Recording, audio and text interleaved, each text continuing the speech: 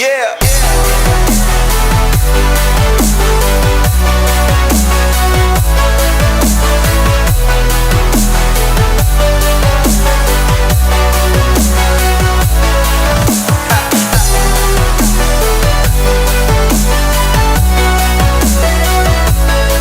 Bismillahirrahmanirrahim.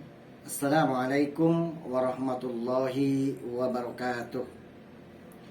Innal hamdalillah nahmaduhu wa nasta'inuhu wa nastaghfiruh wa na'udzu billahi min syururi anfusina wa min sayyiati a'malina may yahdihillahu fala mudhillalah wa may yudlilhu fala hadiyalah.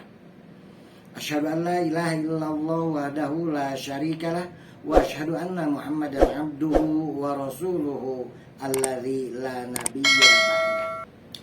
Rabbi zidni ilman warzuqni fahman. Puja, puji dan syukur mari kita panjatkan kehadirat Allah Subhanahu wa taala, Zat yang Maha Luhur, Zat yang Maha Ghafur, Zat yang sudah sepantasnya dan seharusnya kita untuk bersyukur.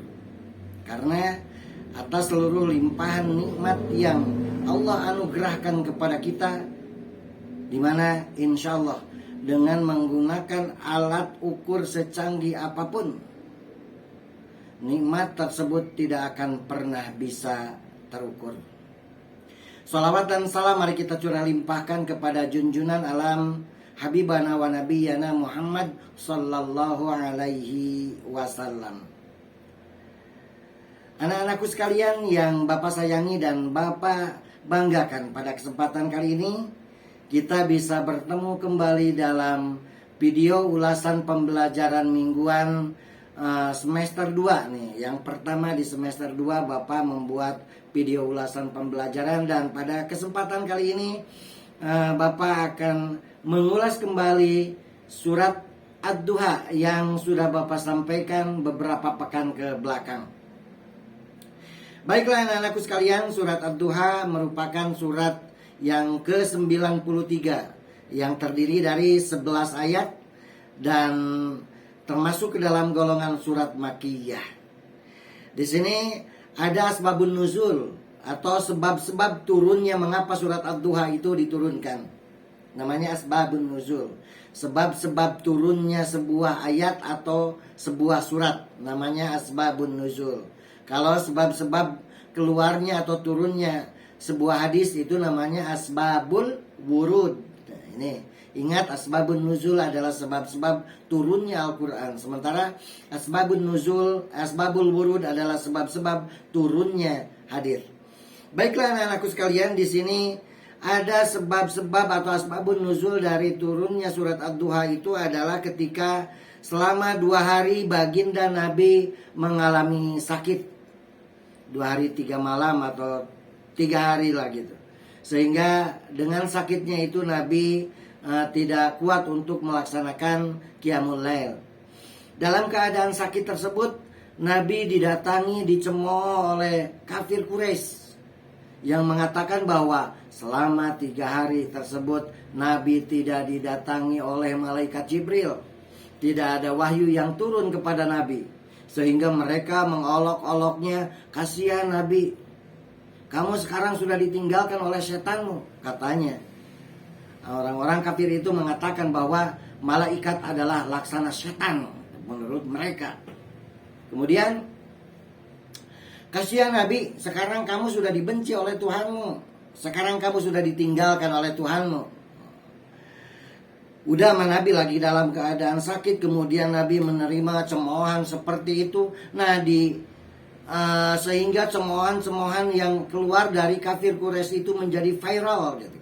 Dan di puncak viralitasnya turunlah surat Ad-Duha. Allah mengutus malaikat Jibril untuk menyampaikan surat Ad-Duha kepada baginda Nabi. Nah, sekarang kita lihat surat Ad-Duhanya. من الشيطان الرجيم بسم الله الرحمن الرحيم والضحى Wadduha, wadduha, do. Nah, ingat yang di sini sengaja ditampilkan video dengan pengucapan bacaan yang jelas. Wadduha, wadduha. Wadduha artinya demi waktu pagi. Nah ini wadduha, demi waktu pagi. والليل إذا سجى Walaili idza saja. Walaili idza saja. Demi waktu pagi. Walaili, dan demi waktu malam ketika gelap. Malam itu dikatakan gelap, dan demi waktu malam di sini Allah itu sudah bersumpah seperti yang sudah kita hafal mungkinnya di dalam juz amma itu, dengan semua waktu Allah bersumpah, dari mulai waktu yang paling dini hari, wal fajri. Kemudian ya ini wadduha, agak pagian dikit, wadduha. Setelah ad-duha masuk ke siang, wan nahari, demi waktu siang. Kemudian maju ke sore hari, wal asri, demi waktu asar. Kemudian setelah asar, wal laili, demi waktu malam. Jadi semua waktu digunakan oleh Allah untuk sumpahnya gitu. Oke, anak-anakku sekalian, kita lanjutkan lagi. والليل إذا سجى ما ودعك ربك وما قلى. Nah ini, ma wadda'aka rabbuka wa ma qala. Dan tidaklah Tuhanmu itu meninggalkanmu, dan tidak juga Tuhanmu itu membencimu. Ini adalah sebagai jawaban kenapa surat Ad-Duha turun. Ini yang surat ketiga, ayat ketiganya ini gitu. Allah menegaskan bahwa ketika malaikat dalam 3 hari itu tidak turun, tidak memberikan wahyu kepada Nabi, bukan berarti ma wadda'aka rabbuka wa ma qala. Tidaklah Tuhanmu itu meninggalkanmu, dan tidaklah Tuhanmu itu membencimu. Ini penegasan gitu kan. Dan ini jawab qasam gitu. Jawab qasam ketika Allah bersumpah dengan waktu pagi dan waktu malam. Dengan waktu pagi Allah bersumpah, dengan waktu malam Allah bersumpah. Jawab qasam dari sumpahnya itu apa? Ma wadda'aka rabbuka wa ma qala. Tidaklah Tuhanmu itu meninggalkanmu, dan tidak pula Tuhanmu itu membencimu, wahai Muhammad. Ini penegasan dari Allah untuk membungkam alasan-alasan yang dikemukakan oleh mereka yang mengatakan bahwa Nabi itu sekarang sudah dibenci oleh oleh Allah gitu kan. Sekarang kita lanjutkan ayat yang keempat. وللآخرة خير لك من الأولى. Nah ini. Dan sesungguhnya akhirat itu, yang akhir itu gitu kan, khairul laka minal ula, lebih baik bagimu daripada yang permulaan. Atau ada juga yang mengartikan dan tidaklah dunia akhirat itu, dan sesungguhnya akhirat itu lebih baik daripada dunia. Dalam hal ini Nabi terkenal sebagai sosok yang sangat zuhud gitu. Nabi sangat tidak memperhatikan atau istilahnya lebih memperhatikan akhirat daripada dunia gitu. Sehingga di dalam sebuah hadis dikatakan pada saat Nabi dibangunkan oleh sahabatnya itu melihat bagaimana bekas tikar pelepah kurma yang dijadikan alas tidur Nabi saat itu berbekas di dalam perutnya, di dalam lambung, di kulit, di lambung Nabi itu gitu. Melihat keadaan tersebut, sang sahabat bertanya kepada Nabi, wahai Nabi, bolehkah saya untuk menghamparkan atau menggelar kasur di atas hamparan pelepah kurma tersebut?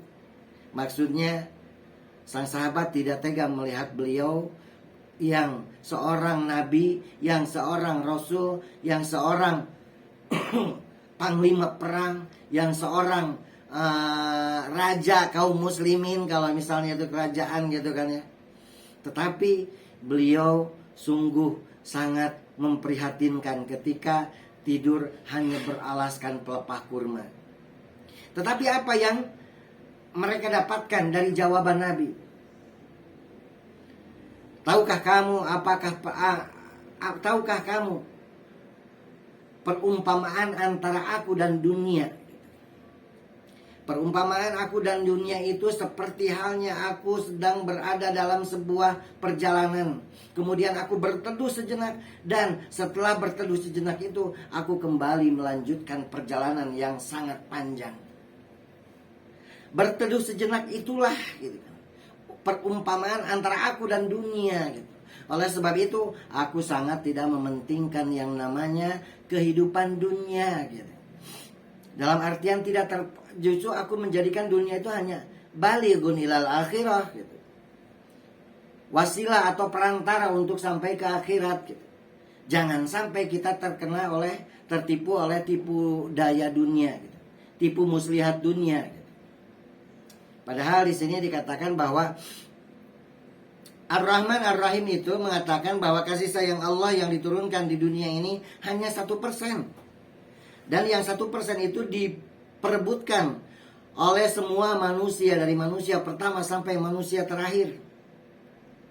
Kemudian meskipun jumlahnya hanya 1%, banyak orang yang lalai, banyak orang yang tertipu dengan kenikmatan dunia yang 1% itu.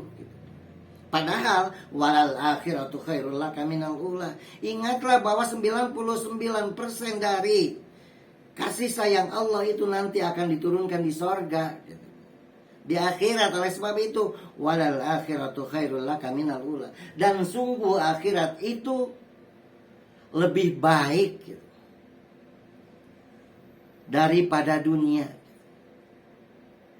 Kemudian ketika akhirat lebih baik daripada dunia, silakan gitu. Pada saat Bapak menerangkan tentang bagaimana indahnya surga, di sini kita udah tahu persentasenya 99% kenikmatan tersebut, kasih sayang Allah itu akan diturunkan di surga. Oleh sebab itu, ketika berbicara tentang visualisasi surga atau imajinasi tentang surga, maka orang sepintar apapun di dunia ini, dia tidak akan pernah bisa menggambarkan atau melamunkan bagaimana indahnya surga. Wala khatara fi qalbil bashar. Orang yang paling pintar di dunia ini tidak akan pernah bisa membayangkan keindahan surga, karena wala khatara fi qalbil bashar, hanya terlintas di dalam otak manusia pun manusia tidak akan pernah mampu untuk membayangkan, memikirkan, mengimajinasikan bagaimana indahnya surga. 99% kasih sayang Allah itu nanti akan diturunkan di surga. Walal akhiratu khairul laka minal ula. Sini dan akhirat itu sungguh lebih baik daripada dunia, gitu kan. Kemudian di sini kita langsung ke ayat yang kelima. فسوف يعطيك ربك فترضى. Wala saufa yu'tika rabbuka fatarda. Wala saufa yu'tika rabbuka fatarda. Dan sungguh akan kami berikan kepadamu karuniaku. Wala saufa yu'tika rabbuka, dan sungguh akan kami berikan karuniaku kepadamu Muhammad. Fatardo, dan engkau akan merasa puas. Oleh sebab itu lagi-lagi tadi yang digambarkan dalam hadis itu, ketika dalam sebuah hadis dikatakan di menjelang akhir hayatnya Nabi ditawari oleh Allah, wahai Muhammad gitu, apakah kau akan memilih kehidupan dunia untuk bisa kekal abadi di dunia sampai dunia ini berakhir dengan jaminan kau dengan berbagai macam kesenangan, atau kau akan memilih akhirat? Walal akhiratu khairul laka minal ula. Wala saufa yu'tika. janji Allah, dan benar-benar akan kami berikan kepadamu karuniaku. Fatarudho, dan engkau akan merasa puas. Oleh sebab itu Nabi lebih memilih untuk kehidupan akhirat. Fatarudho, dan engkau akan merasa puas dengan apa yang Allah berikan itu, gitu kan. Nah, kita lihat ayat yang ke-6. ألم يجدك يتيما فآوى. Alam yajidka, tidakkah kami menemukanmu, dia menemukanmu yatiman, dalam keadaan yatim, fa'awa, maka Allah melindungimu, gitu. Ini untuk menegaskan bahwa Nabi, kamu itu ma wadda'aka rabbuka wa ma qala, tidaklah engkau itu ditinggalkan dan tidaklah Allah itu membencimu. Buktinya, gitu kan, nanti Allah akan memberikan kehidupan akhirat yang lebih baik buatmu. Kemudian Allah pun akan memberikan karunia-Nya buatmu. Nah, untuk menjelaskannya, untuk meyakinkan Nabi, alam yajidka yatiman fa'awa, tidakkah kau itu dulu dalam keadaan yatim, fa'awa, maka Allah menjagamu. Nabi kan seperti yang sudah Bapak terangkan, beliau itu yatim sejak dalam kandungan. Ketika di usia kandungan 7 bulan ayahnya meninggal, gitu, di Madinah ketika pulang berdagang dari negeri Syam. Kemudian pada saat lahir Nabi menjadi yang anak yatim. Tetapi meskipun Nabi dilahirkan dalam keadaan yatim, pada saat kelahiran itu semua orang sangat bergembira menyambut kehadiran Nabi, kelahiran Nabi. Terutama kakeknya. Dia merasa mendapatkan ganti dari Abdullah, anaknya atau bapaknya Nabi yang meninggal itu. Kemudian dengan secara khusus dia membawa ke Ka'bah, gitu, dan menamainya Muhammad. Wah, kemudian semua orang pun merasa berbahagia dengan kehadiran Nabi, gitu. Kemudian pada saat Nabi disusui oleh Halimatus Sa'diyah, pada saat meskipun awal-awalnya Halimatus Sa'diyah merasa kecewa, dia mendapatkan Muhammad, seorang anak yatim, karena dia berpikir bahwa mungkin upah yang akan dia terima itu karena ini adalah seorang anak yatim, tidak akan sebesar dari upah dia menyusui seorang anak saudagar, anak seorang yang kaya raya. Tetapi suaminya meyakinkan, jangan seperti itu, siapa tahu anak ini justru akan membawa keberkahan. Dan ternyata betul, gitu kan. Pada saat Nabi disusui oleh keluarga Halimatus Sa'diyah, keluarga Halimatus Sa'diyah itu kebun-kebunnya subur, kemudian ternak-ternak peliharaannya mulus-mulus dan berkembang biak dengan sangat baik, gitu kan. Ini betul-betul posisi Nabi yang seorang yatim itu membawa keberkahan dari mulai Nabi lahir sampai pada saat Nabi bersama Halimatus Sa'diyah. Kemudian karena ketika usia 2 tahun dikembalikan Nabi kepada ibundanya Siti Aminah. Tetapi Halimatus Sa'diyah sambil memohon, tolong biarkan Muhammad hidup kembali bersama kami. Dibawa lagi Muhammad, gitu. Dan betul-betul, gitu kan, Nabi membawa kebarokahan untuk keluarga Halimatus Sa'diyah. Kemudian setelah itu Nabi dikembalikan kepada ibundanya. Pada saat Nabi diajak ziarah ke makam ayahnya, tiba-tiba ibunya sakit dan meninggal, gitu. Di usia 6 tahun Nabi sudah menjadi seorang yatim piatu. Setelah itu Nabi hidup bersama kakeknya. Dan kakeknya Masya Allah sangat-sangat mengistimewakan Nabi, gitu. Mencurahkan seluruh kasih sayangnya kepada Nabi. Selama 2 tahun Nabi hidup bersama kakeknya dengan curahan kasih sayang yang penuh dari seorang Abdul Muthalib. Kemudian setelah usia 8 tahun kakeknya pun meninggal dan Nabi hidup bersama pamannya Abu Thalib. Sama pamannya pun Nabi betul-betul disayang. Nabi betul-betul disayang, dijaga. Bahkan ketika Nabi Muhammad diangkat menjadi Nabi sekalipun, Abu Thalib itu betul-betul memberikan perlindungan khusus kepada Nabi dari ancaman kafir Quraisy. Dia menjaga karena seorang Abu Thalib itu dia masih memegang kepercayaan seperti halnya yang dianut oleh kafir Quraisy. Pada saat Nabi mendakwahkan Islam di masa itu, di awal-awal Islam, yang senantiasa melindungi Nabi dari gangguan orang kafir Quraisy itu tiada lain adalah pamannya. Padahal pamannya sendiri pun dia bukanlah seorang yang muslim. Dikarenakan pamannya masih seideologi, seagama dengan mereka, nah mereka jadi segan gitu kan untuk mencelakakan Muhammad. Baru setelah paman Nabi meninggal, mereka dengan teramat sangat dahsyat mengganggu Nabi, mencoba untuk mencelakakan Nabi, mencoba untuk membunuh Nabi. Pada saat itulah ada perintah hijrah dari Allah, dan hijrahlah Nabi ke Yathrib atau ke Madinah.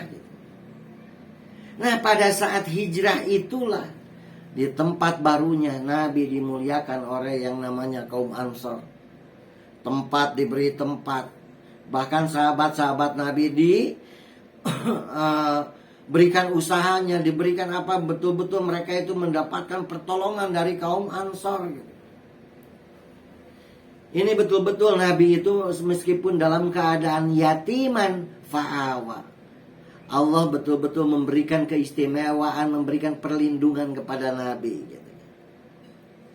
Kemudian kita lanjutkan ke ayat yang ke-7 ya. ووجدك ضالا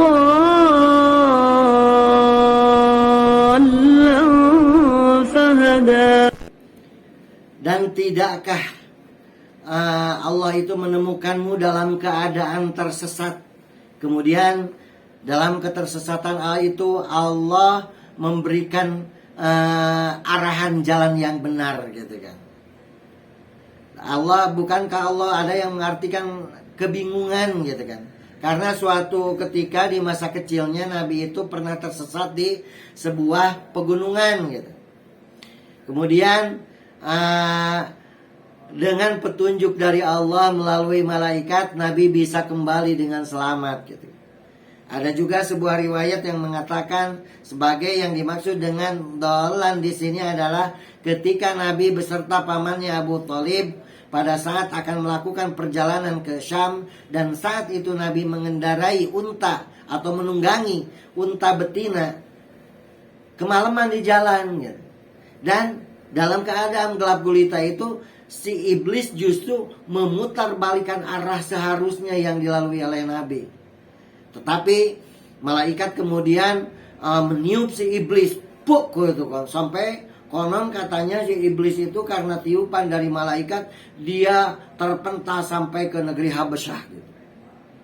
Dan Nabi beserta pamannya diarahkan oleh malaikat itu ke jalan yang benar menuju Syam.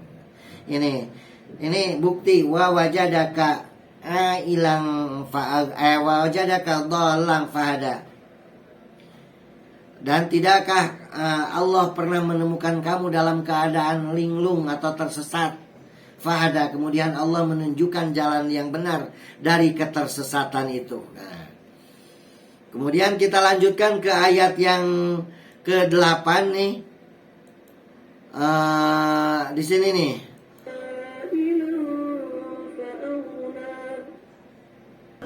ووجدك عائلا فأغنى. Nah ini, wawajadaka ailan fa'aghna, wawajadaka ailan fa'aghna. Dan tidakkah dia menemukanmu gitu. Wawajadaka hilang kekurangan fa'agna, maka Allah memberikan kecukupan.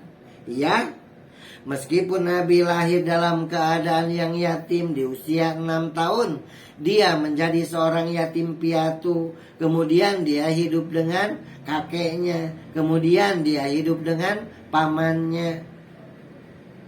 Iya, Nabi kekurangan gitu kan. Tapi Allah mencukupkan dia dalam keadaan seperti itu. Nabi bukanlah orang yang meminta-minta karena kekurangannya gitu. Karena Allah mencukupkannya gitu. Di sini mungkin kekurangan secara harta iya. Tetapi kekurangan batin kekayaan batin telah Nabi punyai gitu.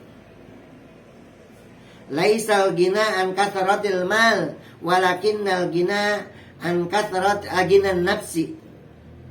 Tidaklah yang disebut kaya itu adalah orang yang banyak hartanya, tetapi yang disebut dengan kaya itu ghinan nafsi, kayanya jiwa. Nah, kita lanjutkan ke ayat yang ke-9 nih. Di sini kita lanjut ayat yang ke-9 nih. Ini maaf videonya nih.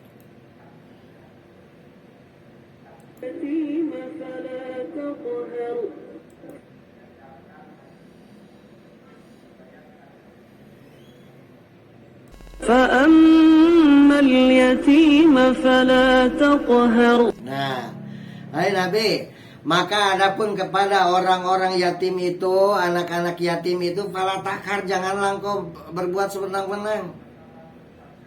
Ini ketika engkau dilahirkan dalam keadaan yatim, kemudian di usia 6 tahun engkau menjadi yatim piatu tanpa ayah, tanpa ibu.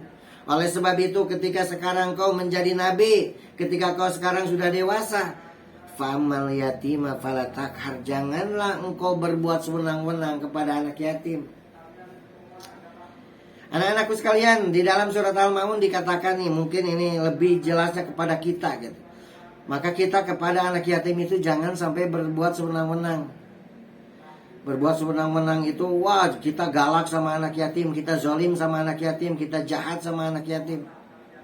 Di dalam surat Al-Anfal dulu nih, dikatakan bahwa kalau misalnya innal ladina yakuluna amwalal yatama dzulma, sesungguhnya orang yang memakan harta anak yatim itu, misalnya dititipi karena anak yatim itu masih kecil, kemudian harta warisan yang ditinggalkan ayah bundanya itu dititipkan ke dia, dan dia menggunakan harta anak yatim itu dimakan oleh dia sendiri.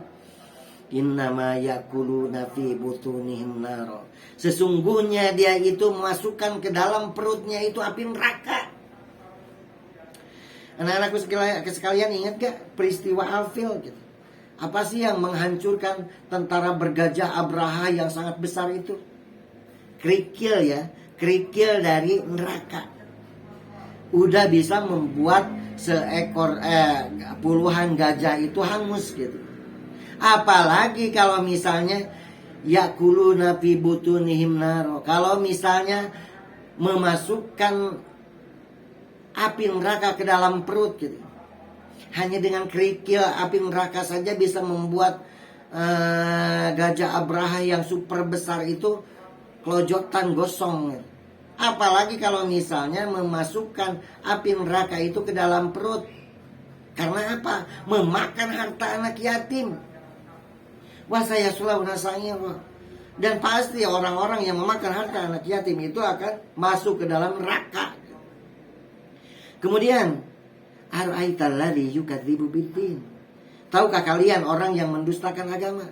Fadzalikal ladzi yad'ul yatim, maka mereka itulah orang-orang yang menghardik anak yatim, berbuat sewenang-wenang pada anak yatim. Kita punya tetangga anak yatim, kita punya teman anak yatim, bahkan mungkin kita juga punya saudara anak yatim. Berbuat baiklah kepada mereka. Kalau nanti kita udah besar, jadilah pengganti ayah dari anak yatim itu. Jadilah pengganti ibu dari anak yatim itu. Kasihanilah mereka yang sudah tidak punya ayah itu seperti halnya kita menyayangi anak kita sendiri. Kasihanilah anak yang sudah tidak punya ibu itu seperti kita menyayangi anak yang kita sendiri. Karena Nabi menjanjikan, ana ma'aka filil yatim fil jannati hakada. Aku bersama orang-orang yang mengurus anak yatim itu di dunia seperti ini, berdampingan dengan Nabi gitu kan. Saking dekatnya dengan Nabi. Fa'ammal yatima fala takhar. Nah, ini. Kemudian kita lanjutkan ke ayat yang selanjutnya nih. Kita nih ayat yang selanjutnya di sini. وأما السائل فلا تنهر. Nah, dan adapun kepada peminta-minta, janganlah kita berbuat kasar gitu kan, menghardik ya itu gitu. Di sini yang dimaksud dengan as-sa'il di sini ada yang mengatakan pada saat Nabi, kalau misalnya ada orang-orang yang memohon pengetahuan kepadamu, meminta petunjukmu, maka janganlah kau hardik mereka. Berilah mereka ilmu, berilah mereka pengetahuan seperti yang mereka inginkan. Berarti kalau misalnya sekarang kita ada, kasih tahu dong aku nih, terangkan ke aku, bukan kasih tahu jawaban maksud Bapak. Ajari aku dong, ini pelajaran yang kemarin aku kurang paham nih. Fala tanhar. Janganlah kita menghardik. Kamu gak merhatiin, makanya kamu gak tahu, makanya kamu gak bisa. Lain kali kalau misalnya guru nerangin itu dengerin, perhatiin. Jangan berkata seperti itu. Kalau misalnya ada teman, ajarin aku lagi dong itu yang bab 4 kemarin. Ya udah, yuk kita belajar bareng yuk. Gitu, itu yang seharusnya. Ada juga yang mengartikan yang dimaksud dengan as-sa'il ini adalah peminta-minta dalam artian meminta-minta materi gitu kan. Seperti halnya peminta-minta yang pada saat ini kita ketemukan. Karena yang dimaksud dengan orang-orang peminta-minta itu ada as-sa'il, ada al-mahrum gitu. Orang-orang yang fakir, orang-orang yang miskin, orang-orang yang kekurangan itu ada yang as-sa'il, ada yang mahrum. As-sa'il itu dia betul-betul meminta ketika dia udah tidak bisa menahan laparnya, ketika dia sudah tidak mempunyai apapun, maka daripada dia kelaparan maka dia meminta gitu. Dengan mengabaikan rasa malunya, dengan mengabaikan harga dirinya karena dia merasa kelaparan.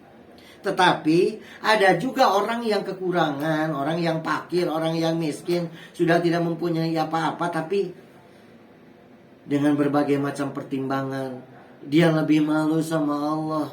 Dia mempertahankan rasa laparnya daripada harus meminta. Itu namanya al-mahrum.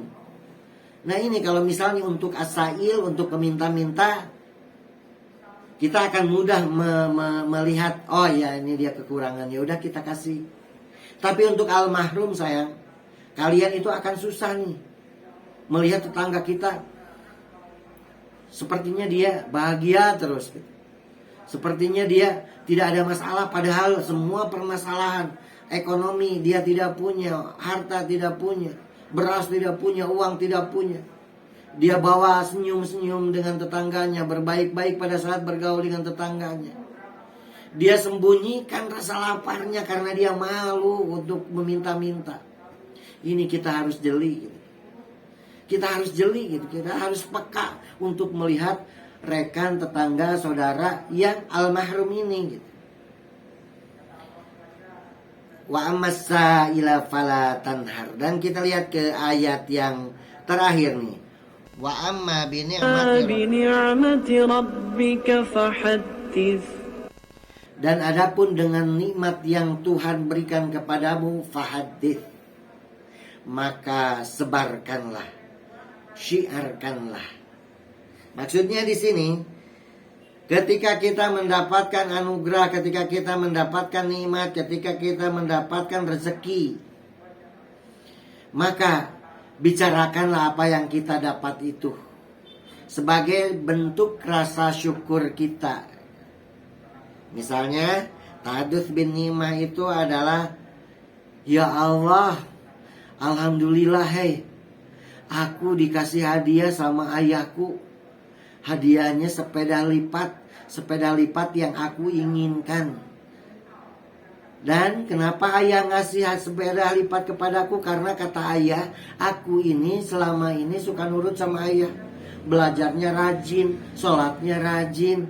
Nah, kemarin kan aku bertambah umur. Meskipun tidak dirayain, tapi ayah ngasih hadiah. Hadiah sepeda. Katanya aku sudah cocok, udah boleh naik sepeda yang kayak gini. Alhamdulillah, seneng banget aku tuh, ya Allah. Nanti kita main sepeda bareng yuk. Itu sebagai tanda kita bersyukur dengan tahadduts bin ni'mah. Mensyiarkan nikmat yang kita dapat kepada saudara, kepada teman, kepada tetangga.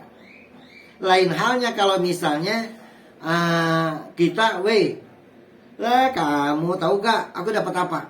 Emang dapat apa kamu? Aku dapat sepeda. Sepeda yang paling aku senengi. Emang kenapa kamu bisa dapat sepeda dari siapa? Aku dapat sepeda dari ayah. Kamu kan mana mungkin kalau kamu ulang tahun dia hadiahi sepeda dari ayah kamu. Kan ayah kamu gak punya uang. Ayahku banyak uang. Makanya dia beliin sepeda buat aku. Itu bukan tahadduts bin ni'mah. Namanya sombong. Dan itu harus dihindari. Gak boleh kita itu sombong.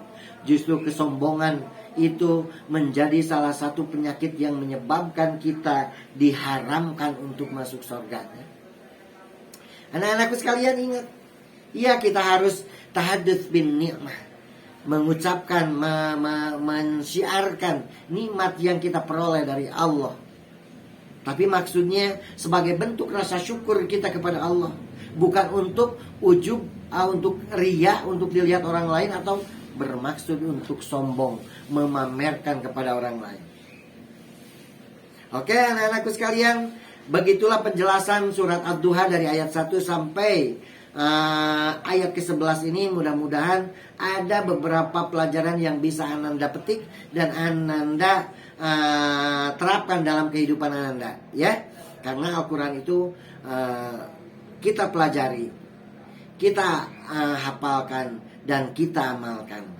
Terima kasih atas perhatiannya.